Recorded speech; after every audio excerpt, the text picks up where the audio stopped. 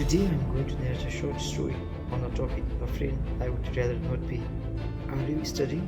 Study hard and be somebody in life. I encouraged my luckiest friend woman over the phone. Just a moment later came the reply from her side through SMS. Something very unpleasant about us is spreading like a wildfire.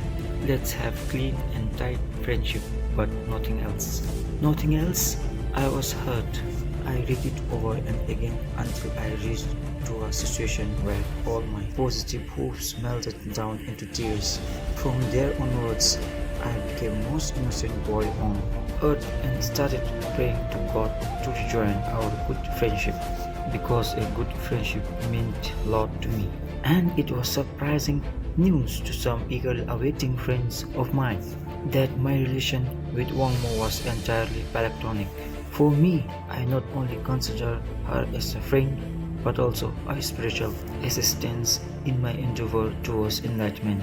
And neither surprise to me is that Wang Mo's friends approached her with negative reactions and comments between us. Please bear it.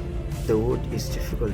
Anyway, may God bless you and shine in your life, even in my absence. I wished Wang Mo in a subdued fashion. As I was contemplating the scenes of Wang Mo, I could somehow remember the lines from her written from her bold heart.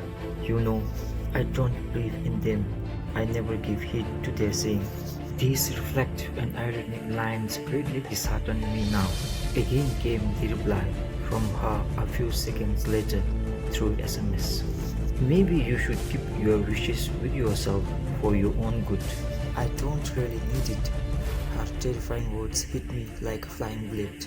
I was taken back, stopped in my tracks. At last I could only find my sole refuge in the triple gem. And even today, during my meditative posture, a line saying, "Searching for a good friend in life really disturbs me." If you like this story, please like, share and subscribe. Until then, thanks for being with me. Thank you.